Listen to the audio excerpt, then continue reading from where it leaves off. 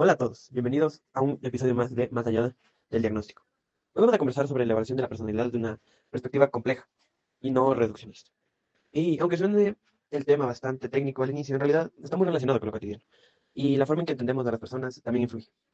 Porque muchas veces tendemos a reducir a alguien a etiquetas simples como introvertido, problemático, ansioso, o incluso a un diagnóstico o al resultado de un test. Pero en psicología, evaluar la personalidad implica mucho más que eso.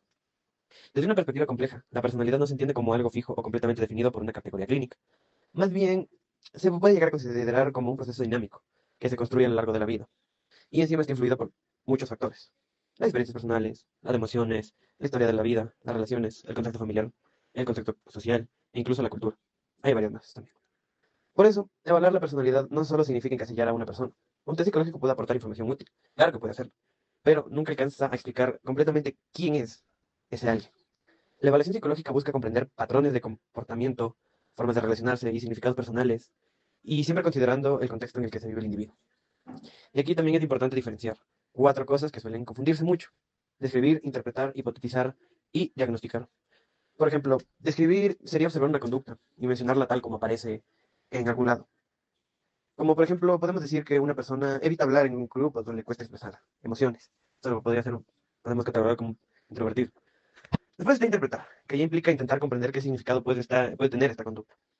Tal vez esa dificultad para hablar no tiene que ver solamente con timidez, sino también con experiencias previas o inseguridades. Luego encontramos el acto de hipotetizar, que bueno, consiste en plantear posibles explicaciones, pero sin asumirlas como verdad absoluta. En este caso van a ser explicaciones psicológicas. Es decir, podemos construir ideas que todavía necesiten seguir explorándose y contrastándose con más información. Y bueno, finalmente está diagnosticar, que implica utilizar criterios clínicos y evidencia suficiente para identificar un posible trastorno o condición psicológica. Pero incluso ahí el diagnóstico no debería verse como una definición completa de lo que es una persona, sino como una herramienta de comprensión y orientación clínica. Y al final, creo que esta es la idea más importante de todo esto. Entender que una persona nunca puede resumirse en un solo resultado, o un rasgo, o en una etiqueta, o en algo que pueda suceder, porque la personalidad es mucho más compleja y puede cambiar dependiendo de las experiencias, de las relaciones y de los contextos que vive cada uno. Porque claro, si queremos comprender realmente a alguien, no basta con aplicar un test y ya está. También importa cómo habla de sí mismo, cómo se relaciona con otros, qué ha vivido y cómo interpreta sus propias experiencias. Y justamente ahí entra algo súper importante dentro de esta evaluación psicológica: las distintas formas de obtener información sobre una persona o individuo. Así que ahora Eve nos va a contar un poco más sobre estas herramientas y cómo la entrevista clínica, la observación y las narrativas personales y por qué ninguna de ellas funciona completamente sola. Muy bien, ahora vamos a hablar sobre algunas formas de obtener información durante la evaluación de la personalidad. Desde una perspectiva compleja, no basta aplicar un test o basarse en la primera impresión, es importante utilizar diferentes fuentes. La primera que hablaremos es la entrevista clínica o psicológica, que permite conocer pensamientos y emociones de experiencias de la persona. Su ventaja es que brinda información más profunda, pero una limitación es que las respuestas pueden verse afectadas por nervios o por la dificultad de expresar ciertas cosas. La segunda es la observación, que permite analizar cómo se comporta una persona en diferentes situaciones. Su ventaja es que muestra conductas de manera directa, aunque una limitación es que una conducta observada es un momento específico, no siempre representa a la persona en general. También está la historia de vida, que ayuda a comprender experiencias importantes y factores que han influido en el desarrollo de la personalidad. Su ventaja es ofrecer una visión más amplia, pero los recuerdos pueden ser incompletos o subjetivos. Finalmente están los autorreportes y narrativas personales, donde la persona habla sobre cómo se percibe y describe sus experiencias. Una ventaja es conocer su perspectiva personal, y aunque una limitación es que no siempre existe total conciencia sobre los propios pensamientos o comportamientos. Por ejemplo, si una persona parece muy callada durante una entrevista, no significa que automáticamente sea introvertida. Podría influir ciertos factores como nervios o situaciones personales. Y totalmente de acuerdo con lo que han mencionado antes. Ninguna de estas fuentes por sí sola nos da, por decirlo, la foto completa. Y es que precisamente el verdadero reto de la psicología no es acumular datos, sino integrarlos sin caer en el reduccionismo.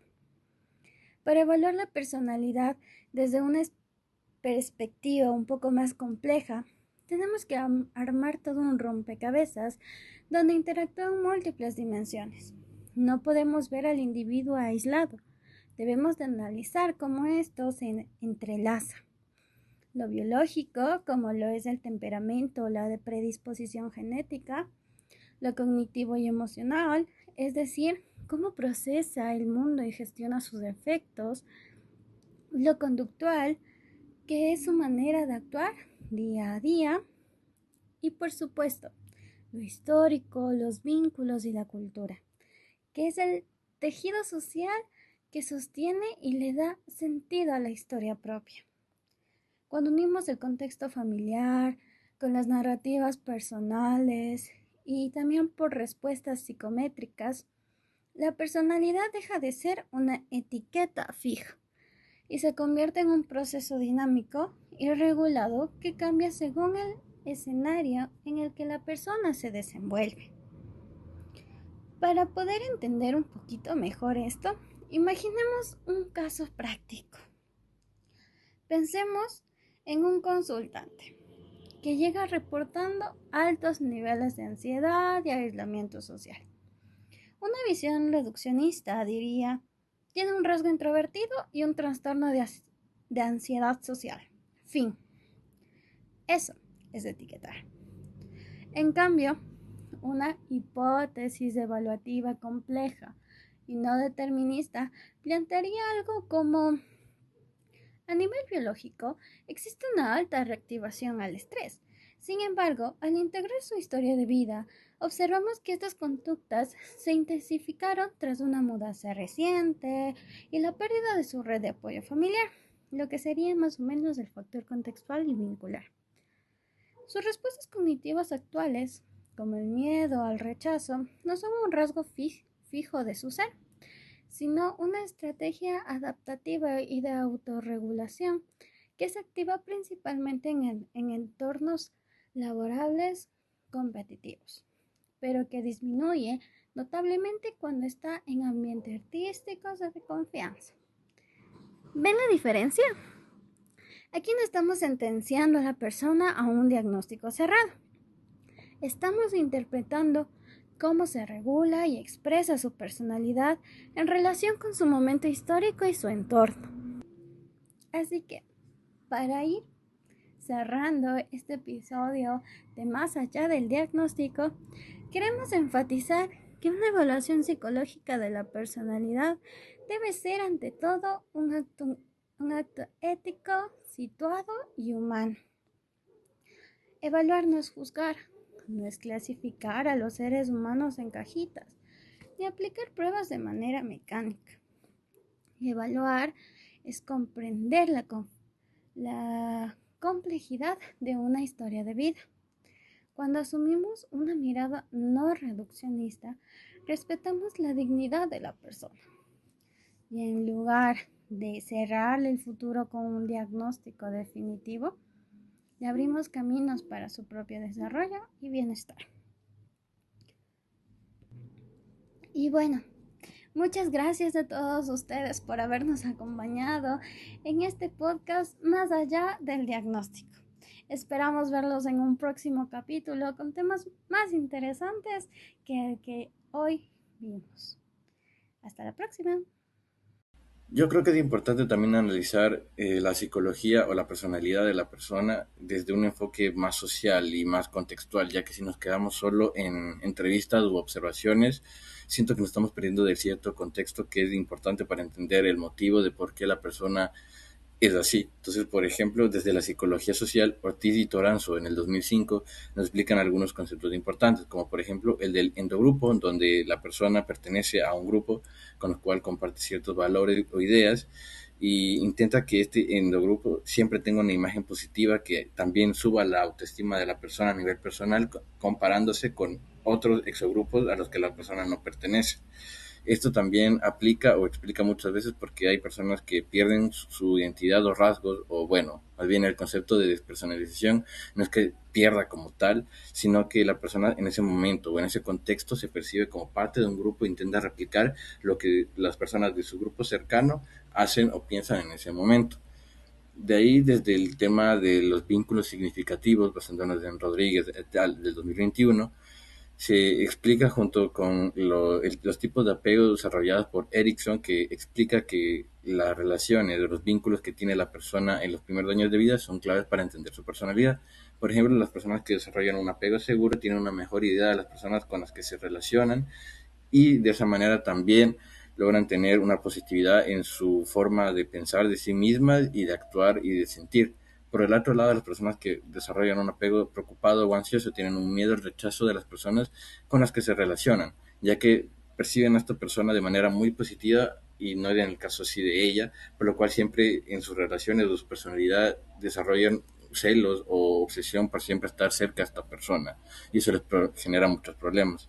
También en el apego evitativo, que es otro tipo de apego, la persona cree que sus relaciones no son tan importantes, por lo cual suelen tener una personalidad más reservada, centrada más en su vida o en sus metas. Y finalmente, un apego temeroso o desorganizado explica que la persona tiene problemas para tener ciertos vínculos significativos a pesar de querer tenerlos, ya que tiene miedo de ser herido, por lo que le cuesta reconocer emociones, tanto propias como ajenas. De ahí también podemos hablar de la teoría ecológica de Brenner, en donde nos explica más del tema cultural o social e inclusive familiar. Empezando por serían parte del microsistema, que son los grupos que la persona tiene una relación cercana, casi diaria y muy importante en su vida. Después viene el mesosistema, que es la interacción de los microsistemas, y esto afectaría también a la personalidad de la persona. Por ejemplo, cómo se relaciona la familia con su grupo de amigos. Puede ser que por ideas familiares no pueda tener una vida de amistad tan grande por ciertos valores. De ahí también tenemos el exosistema, que son las reglas o dinámicas en las que la persona no participa directamente, pero que lo llegan a afectar. Y esto nos lleva al macrosistema, que aquí es donde vienen las creencias culturales y los valores que afectan primero a su familia y directamente después de eso afecta a la persona y a la forma en la que ésta piensa o interactúa con el medio. Y finalmente el cronosistema es la influencia temporal en la que ocurren ciertos casos que va a modificar cómo la persona piensa. Ahora, también creo que si bien todo esto es importante, también es necesario los test psicométricos, ya que a diferencia de estos otros análisis donde se necesita más experiencia o interpretación subjetiva de la persona que analiza a la personalidad, el test psicológico, como por ejemplo el 16PF, citando al Consejo General de Colegios Oficiales de Psicólogos en el 2012, lo define como un test que permite encontrar cuáles son los rasgos de la persona basándose en 16 rasgos generales, lo que permite hacer un perfil de personalidad de la persona e inclusive predecir. Entonces, como mencioné, esto nos ayuda a poder encontrar ciertos rasgos de personalidad de una persona de forma más precisa y estandarizada, comparándole con medias de otras personas. Por lo cual, creo que es importante considerar todos estos factores, ya que todos estos nos explican cierta parte de la personalidad y de la persona, y no nos reduce solo a hacer un análisis que nos dé una parte o una visión sesgada de el motivo o un análisis de una persona, sino más bien nos sirve para poder integrar y entender por qué la persona actúa o es de esa manera desde diferentes aspectos.